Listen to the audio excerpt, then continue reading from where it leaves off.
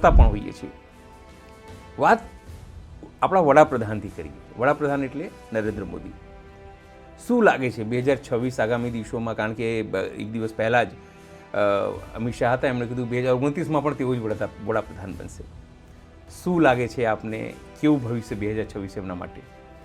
જો સૌપ્રથમ ઈસવીસન 2026ની દરેકને શુભકામનાઓ. હવે 2026 એટલે એની આપણે અંકશાસ્ત્ર મુજબ ગણતરી કરીએ. અંકશાસ્ત્રમાં ઘણી પદ્ધતિઓ છે, પણ એમાં આપણે અત્યારે વર્ષાંક પર ગણીએ છીએ. એમાં ભાગ્યાંક હોય, મૂલાંક હોય, બીજી પણ મેથડ હોય છે, પણ આપણે વર્ષાંક પણ ગણતરી કરીએ છીએ. 2026 એટલે 2 + 0 + 2 + 6 એવી રીતે 10 થાય, એટલે કે એનો આંક 1 થયો, એટલે સૂર્યનો આંક. એટલે એના આંકને આધારે હવે તમે જે પ્રશ્ન કર્યો કે આપણા મોદી સાહેબનું શું રહેશે, તો એના માટે 2026નું જે વર્ષ છે, તો મોદી સાહેબનું જે વર્ષાંક છે જન્મનો એ 1950 છે. એટલે 1 + 9 + 5 + 0 એટલે 15 થાય છે. એટલે 1 + 5 એટલે 6. હવે આ 6ના અંક સાથે આપણે જો 2026ના અંક સાથેનું ફળકથન કરીએ તો મોદી સાહેબને અજંપો વધુ રહે, અને જેને કહે ને વધુ અપેક્ષાઓ મનમાં રહે, અને એમાં એ ફૂલફિલ ઓછા થાય, એમાં એને થોડોક અસંતોષ વધે તેવું બને. એટલે મનમાં કંઈક ને કંઈક વાતનો અસંતોષ કોઈ પણ કારણસર રહે, મનમાં દ્વિધા, કંઈ પણ પ્રકારના કામ અંગે એમના થોડા ડાઉટ્સ અથવા ક્લેરિફિકેશન થોડા ઓછા રહે, પરંતુ કામ થાય પણ એમને ડાઉટ્સ વધારે રહે. એટલે કંઈ પણ બાબતે ડાઉટ્સ રહે, કંઈ પણ બાબતે ક્યુરિયોસિટી વધારે, આતુરતા ખૂબ વધારે, અને એને કારણે ક્યાંક રઘવાટ, ઉશ્કેરાટ પણ અનુભવે, તેવું આ 2026નું છે. એટલે ઉશ્કેરાટ અને જો રઘવાટ એ નિયંત્રણમાં રાખે, એની લાગણી, અપેક્ષાઓ નિયંત્રણમાં રાખે, તો એમના માટે આ 2026 અનુકૂળ બની શકે. તમે કીધું રઘવાટ, ઉશ્કેરાટ, તમામ વસ્તુઓ, તો શું છેલ્લા ઘણા સમયથી એવું ચાલતું હતું કે છોડી શકે છે, જઈ શકે છે, તેવું થઈ શકે કે અચાનક એમનું આવું થાય ને કે હવે આપણે નથી કરવું, વૈરાગ્ય લઈ લઈએ? જો મોદી સાહેબ તો ધાર્મિક વૃત્તિના તો છે જ, એટલે હવે આમાં એવું છે કે 2026 તમને કહે ને અજંપો રઘવાટવાળું તો એમના માટે છે. એટલે ઘણીવાર પરિસ્થિતિ એવી સર્જાઈ જાય કે આ તમારા પ્રશ્નને લગતા લોકોના વિચારો મગજમાં આવે, પરંતુ 2026માં જોઈએ ને તો પ્રથમ 6-8 મહિના સુધી તો એવી કોઈ નેગેટિવિટીઝ લાગતી નથી. એટલે એમના માટે જે 2026ના અંતના, એટલે કે એના જન્મના સપ્ટેમ્બર પછીના જો ગણતરી કરવા જઈએ તો કદાચ એ વખતે થોડી દ્વિધા, ડબલ માઇન્ડ લોકોના મગજમાં વધે, પરંતુ શરૂઆતના તબક્કે આપણે અમિત શાહની વાત આવે છે. શું અમિત શાહ પીએમ બની શકે સીધી રીતે જો વાત કરીએ તો? જો 2026ની વાત કરીએ, અમિત શાહ એટલે 1964 છે આઈ થિંક, એટલે એનું ટોટલ ગણીએ ને તો 9 × 1 = 10 અને 16 અને 4 = 20 એટલે 2 થાય. એટલે અમિતભાઈની કુંડળીમાં નંબર જે વર્ષાંક 2 આવ્યો, અને સૂર્ય સાથે એક મિત્રાંક થયા બંને. ઓકે, સૂર્યચંદ્ર. એટલે અમિત શાહની કુંડળી અત્યારે વર્ષાંક એવું બતાવે છે કે એને આ વર્ષ પોતાના જે ચંદ્ર એટલે મન છે ને, એ મન જે બાજુ ધારે ને એ બાજુ કળથી કામ કરી શકે. ઓકે, એ પ્રકારનું છે. એને શું નિર્ણય લેવો છે, પ્રધાનમંત્રી બનવું છે કે નથી બનવું, અથવા ક્યાં જવું છે, કિંગ બનવું છે કે કિંગ મેકર બનવું છે, કે કઈ વસ્તુમાં ભાગ, એ ચંદ્ર સૂર્યના કોમ્બિનેશનને કારણે એનું મન કળવું અઘરું બનશે, અને એ મન એને કોઈ સત્તાલક્ષી કિંગ મેકર તરીકે બંધનને કંઈક રિઝલ્ટ પોતાની મહેનતમાં મળી શકે એવી આશા રખાય. છેલ્લા ઘણા સમયથી એવું બી ચાલે છે કે મોદી સાહેબ પછી કોણ?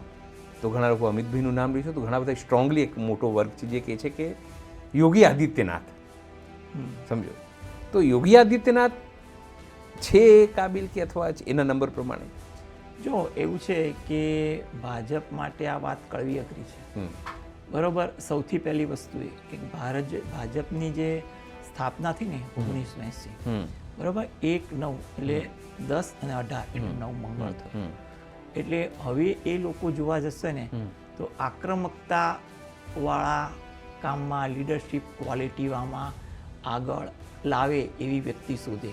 હવે અત્યારે આપણી પાસે એક યોગીજીનું જ નામ છે, એવા બીજા ઘણા હશે હશે, કે જે હશે. આપણે જાણતા નથી. એવા લોકો પણ લીડરશિપ બદલે. પરંતુ અત્યારે જો ભાજપની કુંડળી જોવા જાવ ને તો અત્યારે 2026ના અંકમાં બંને મિત્રતા છે. એટલે ભાજપમાં ગમે તેટલો જુવાળ આવે ને તો પરિસ્થિતિ કંટ્રોલ અથવા ફિક્સિંગ થઈ જાય એવું બને. કહેવાય છે ને કે ઘીમાં ઠરી જાય અથવા ઘણી ચેન્જ બને કે આ નહીં તો મારો માણસ આવી જાય, એવી પરિસ્થિતિ ભાજપમાં આવી જાય. એટલે ભાજપ માટે અત્યારે જોવા જઈએ ને તો સાવ નકારાત્મક વર્ષ 2026 નથી. એટલે ઉપર પીએમ કેન્ડિડેટમાં પણ કોઈ ડિસાઈડ કરે ને તો એવો વ્યક્તિત્વ વાળો લાવે કે જેનામાં કામ કરવાની આક્રમકતા, એટલે ગુસ્સો નહીં પણ કામ કરવાની પણ આક્રમકતા હોય. કારણ કે વાજપેયીમાં જુઓ ને તો વાજપેયીમાં ડિપ્લોમેસી બહુ હતી, અને ડિપ્લોમેસી એની જે વાજપેયીનું વર્ષ ગણશો ને 1924, એટલે તો 10 ને 2 12 અને 4 બરાબર 16 7 થયું. એટલે 1999માં જ્યારે વડાપ્રધાન હતા ને ત્યારે એ વાજપેયીએ કારગિલ વખતે LOC ક્રોસ નહીં કરવાના જે ડિસિઝન લીધા હતા ને એ ડિપ્લોમેસી પાછળથી ખૂબ જ પ્રશંસનીય થઈ. કારણ કે કેતુએ એમને મહેનત કરાવી, અબજો આપણા સોલ્જર આટલા થયા, લાહોર યાત્રામાં ગદ્દારી થઈ, બધાના નેગેટિવ પાસા પચાયા પછી અને એ પણ પછી એના સત્તા ગયા પછી એ ડિપ્લોમેસી વખણાઈ કે જો LOC ક્રોસ કર્યું હોત તો પાકિસ્તાન ઓફિશિયલ યુદ્ધ કરત ને એનું મજા આખી ચાલ પાકિસ્તાની સમજી ગયા હતા. એટલે આ પણ એક ડિપ્લોમેટિક વ્યક્તિ હતી. એટલે આ વસ્તુ એના જે 1924ના જન્મના વર્ષ 1999 ગણો ને મંગળ કેતુ થયું 99, એમાં તમે હમણાં કે 9 ને 1 સૂર્ય અને પેલાનું 7, એટલે મંગળ કેતુ ભેગા થઈ ગયા, સંઘર્ષ આવી ગયો. પરંતુ કેતુ સંઘર્ષ પછી જો મહેનત અને જનૂન હોય ને તો જીતાડી દે. બિલકુલ. અને આમાં જો ગમે તેટલું આપણે એ વખતે અબજસ મળ્યું લાહોર યાત્રાનું, પાછળથી ડિપ્લોમેસીમાં આપણે ખૂબ જ વખણાઈ. એટલે પરિસ્થિતિ આવી છે કે કયા નંબર પર કઈ જગ્યાએ સેટઅપ થાય છે. ગુજરાતમાં જ્યારે મોદી સાહેબને ફાવ્યું ત્યારે મુખ્યમંત્રી બદલી નાખે. આપણું જોયું આનંદીબેન, આપણું જોયું વિજય રૂપાણી, સ્વર્ગીય વિજય રૂપાણી, આપણું જોયું ભૂપેન્દ્રભાઈ. ભૂપેન્દ્રભાઈ 2026માં ટકવાના છે? જો ભૂપેન્દ્રભાઈનું 1962 છે, એટલે 9 ને 1 10 16 અને 2 18 એટલે 8 ને 1 ભૂપેન્દ્રભાઈની છે ને પ્રતિષ્ઠાને હાનિ નહીં પહોંચે. અને ભૂપેન્દ્રભાઈ જોવા જાય ને તો આમ જોવા જાઓ ને તો 26ના મિડલ સુધી તો છે જ. એટલે પછીની ખબર નથી. પછીની ખબર નથી, કારણ કે આપણે ચંદ્રના વર્ષ અડધું ગણતરી કરીએ બરાબર, એ વસ્તુ અડધા સુધી અડનમ છે. પ્રજાનો મત મેં કીધું ને, કોર્પોરેશનની ચૂંટણી છે. કોર્પોરેશનની ચૂંટણી ચંદ્રો બળવાન છે, 2 નંબર ચંદ્રના છે, 2 2 અને 6 એવી છે. એટલે આમાં છે ને જાતિ જ્ઞાતિ ના વર્ચસ્વના સમીકરણો અને વાલા દવલાની વાત એક બાજુ જશે, જાતિ ગતિ અને જે જૂના પાયાનાને છે ને કે બોલાવો ભાઈ કે જૂના ગાડા વાળશે. અત્યારે પરિસ્થિતિ એવી થઈ છે એટલે એ લોકો પણ એવું સ્વીકારતા થશે.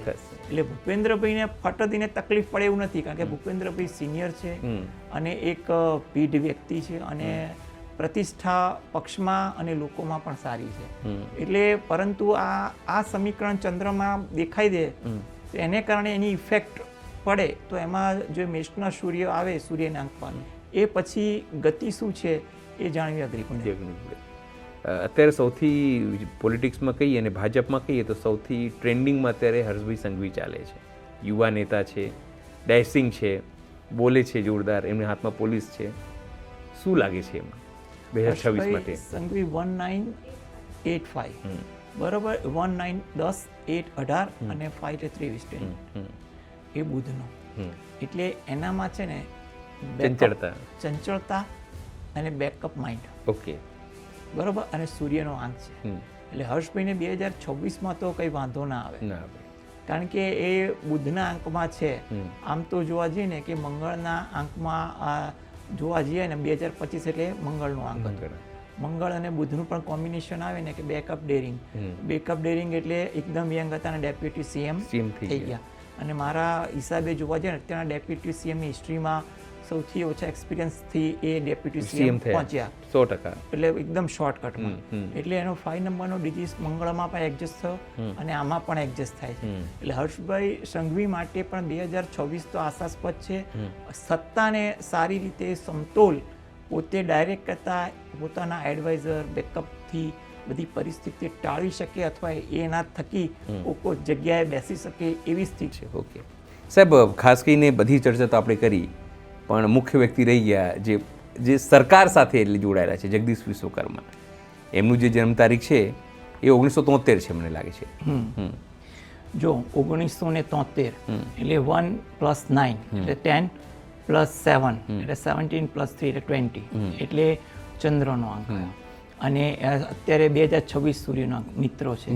અને ચંદ્ર એટલે પ્રજામત. એટલે જગદીશભાઈ અત્યારે જોવા જઈએ ને તો એ પ્રજાનો જુવાળ કઈ બાજુ છે, અને મેં હમણાં જ કીધું કે જે પાયાના કાર્યકરો છે જેનો જુવાળ પારખવામાં એ સફળ થશે અને એને એ પોતે ઊંચા લાવવાની કોશિશ કરશે.